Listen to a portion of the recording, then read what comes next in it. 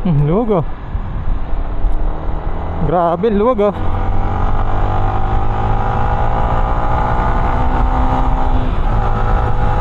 Kakaiba ang Katipunan, no? Ang luwag.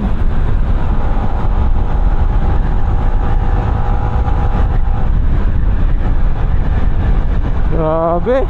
Parang ano ah, hindi rush hour ah.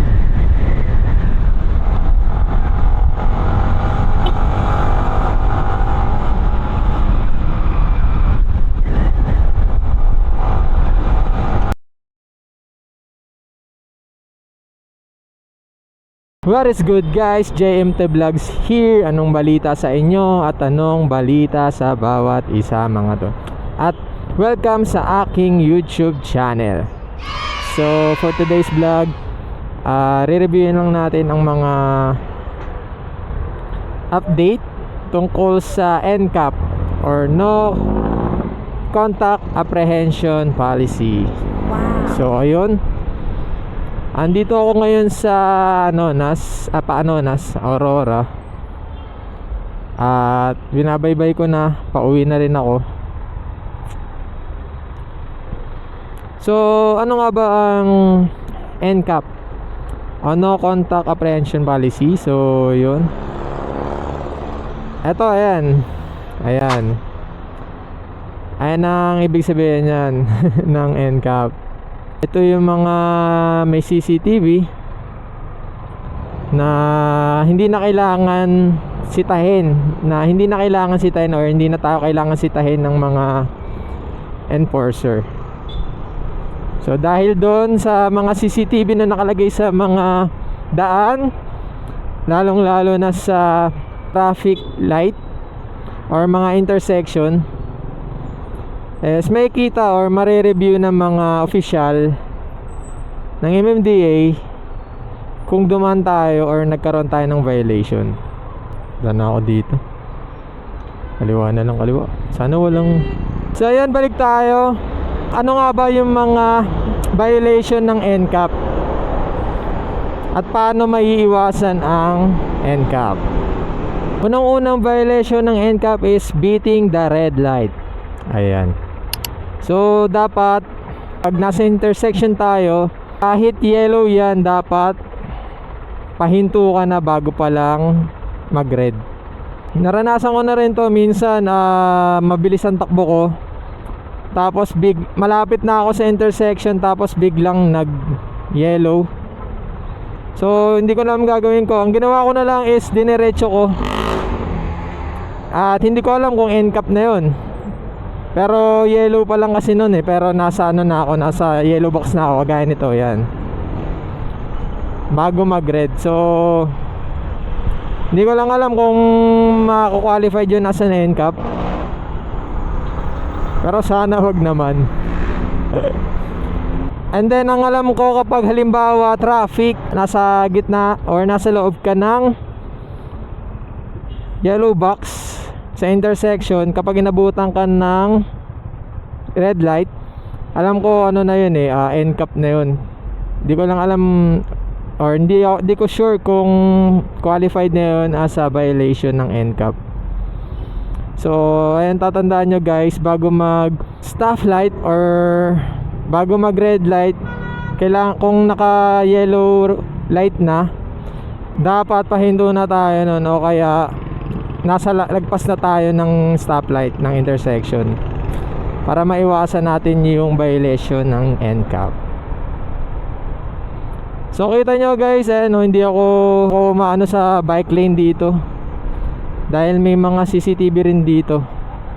Kagaya niya, yan, isa, 'di ba? So tiyaga-tiyaga tayo dito, pero nung wala pang NCAP, di pa napapatupad ang NCAP, grabe, may traffic dito, at saka nasa gilid lang talaga kami, nasa bike lane lang, singit-singit. Kaya hindi namin maiwasan na na sumingit dito sa bike lane.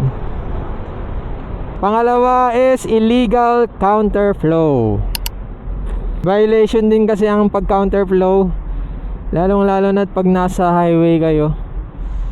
Huwag kayo magka counterflow kapag solid lane, solid Basta solid or white man yan or yellow lane.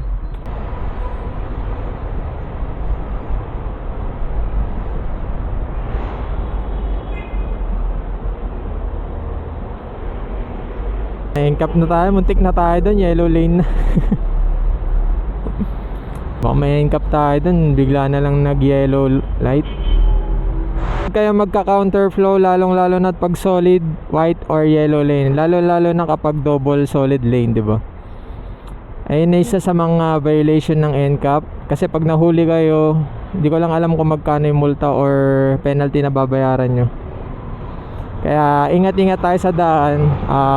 Hanggat maaari, sumunod tayo sa mga traffic rules and then regulation ng ng traffic sa kalsada, di ba?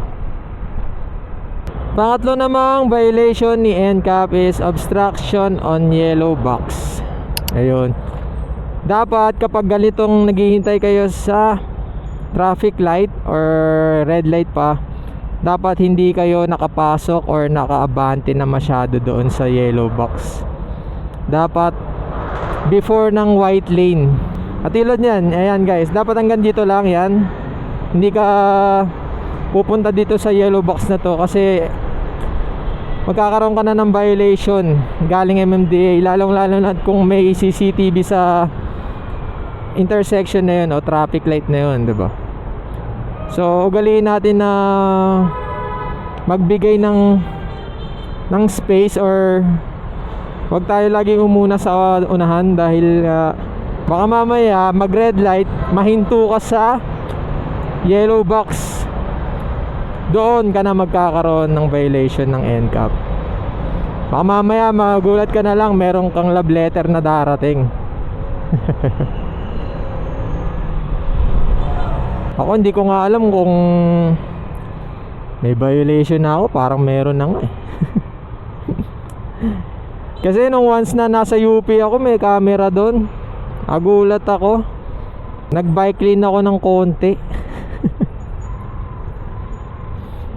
Kaya sabi ko baka na-NCAP na ako. Ayun lang mga bossing, no? At meron pang isa syempre na violation kay NCAP. Ang isa pang maaaring violation ni NCAP na magawa natin at dapat iwasan sa kalsada ay yung pagsaswerving sa area na bawal. So dapat hindi tayo nagsaswerve or palipat-lipat ng linya. Dapat mag-stick to one ka na lang or mag-stick ka na lang doon sa lane mo. Like kapag nasa bike lane ka, ay bike lane tuloy. Kaka-violation ka pa no. Pag nasa motorcycle lane ka, doon ka lang dapat, wag ka nang pupunta sa ibang lane. Walang alam kung pasok yun sa traffic, yung papalipat-lipat ka ng lane, di ba?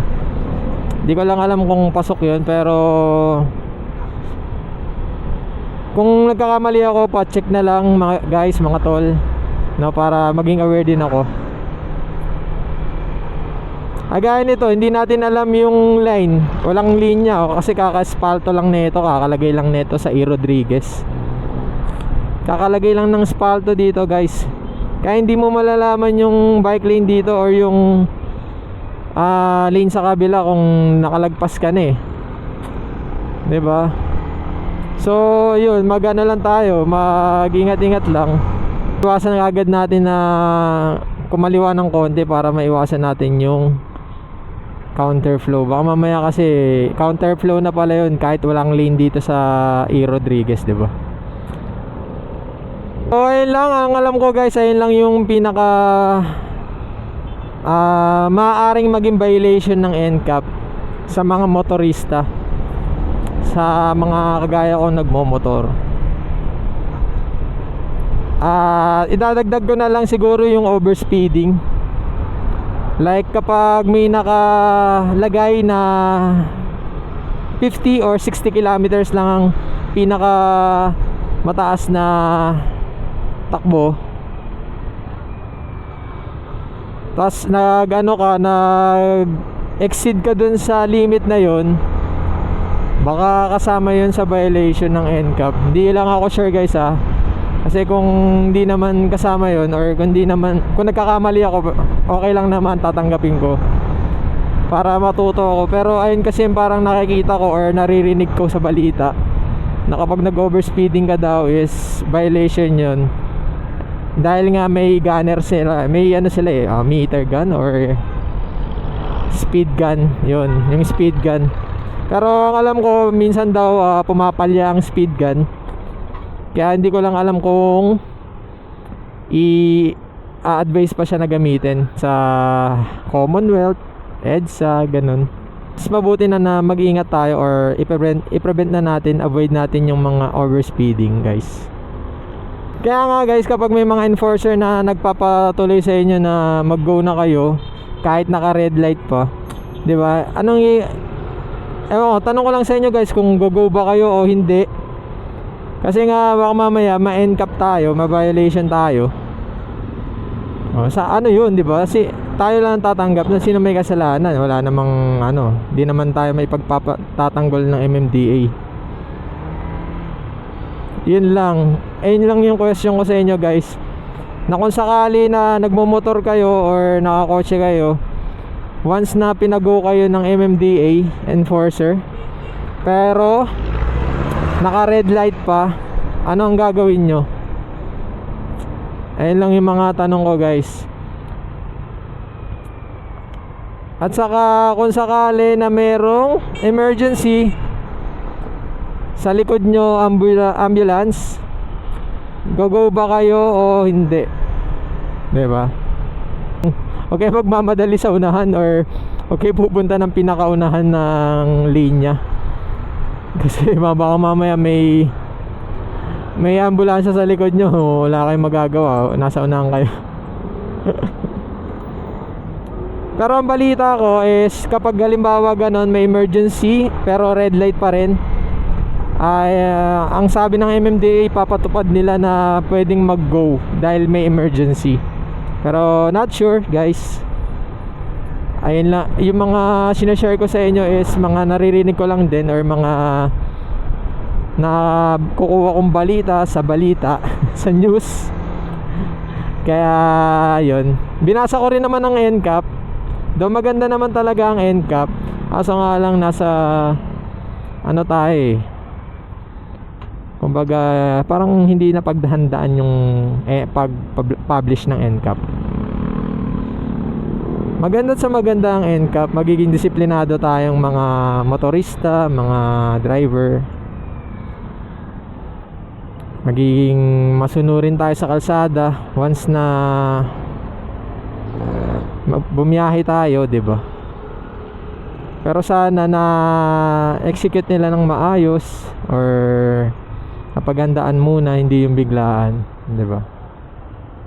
Dahil sa NCAP maganda, nagiging disiplinado ang tao. Dahil nga mayroong penalty or magiging violation kapag hindi ka sumunod, 'di ba? Nakikita ko naman yung essence ng NCAP. However, may mga may mga parang kulang din syempre. Wow. Papasok ba ako? Kasi nawala yung bike lane na linya. O hindi. Pasok ba ako? Wag na. Pero alam ko walang camera dito. Pasok kaya ako? Wag mong subukan. Masisira ang buhay mo. Wag na nga. Paano naman kung nahuli ka or nagkaroon ka ng violation sa NCAP? Sabi ng MMDA is sa website na daw to, and then papadalhan ka ng letter. Hindi ko lang alam kung sa Gmail o nakasobre siya. And then nakalagay doon kung ano yung details ng violation mo. May camera din, date and time kung kailan yung violation na yun, kung kailan yung picture. And then may instruction din doon kung paano mo babayaran or payment, kung paano mo siya babayaran, 'di ba? Pero alam ko sa gagawing online payment yung yung violation ng NCAP. No need na pumunta ng personal MMDA office. Hindi ko lang alam kung sa MMDA office Pero kung sakala kung sa MMDA office lahat yun, ang dami nun. Wala naman ako masyadong madagdag pa sa NCAP about regarding dito sa no contact apprehension policy. At malalaman natin kapag may violation na ako, kapag meron or siguro after 1 month magkaroon ako ng violation, padadalhan na lang ako. Ilan guys, so sana may natutunan kayo sa mga pinag-share ko about NCAP. No contact apprehension policy. Dahil lang yung mga nalalaman ko nung simula na naipatupad ang no contact apprehension policy. Lang guys, kung umabot ka man dito sa video na to, maraming salamat sa iyo. Don't forget to like, comment, share, and mag-subscribe ka na rin para sa aking YouTube channel, and i-hit mo na rin ang notification bell para lagi kang updated sa aking videos. So gagawa pa tayo ng mga reaction or vlog about kay NCAP kapag may mga update na tayo kay NCAP. Simula nung naipatupad dito last siguro 1 week na ata yung NCAP, na simula nung pinatupad yung NCAP, no. Kung umabot ka man dito sa video na to, maraming salamat. Peace out.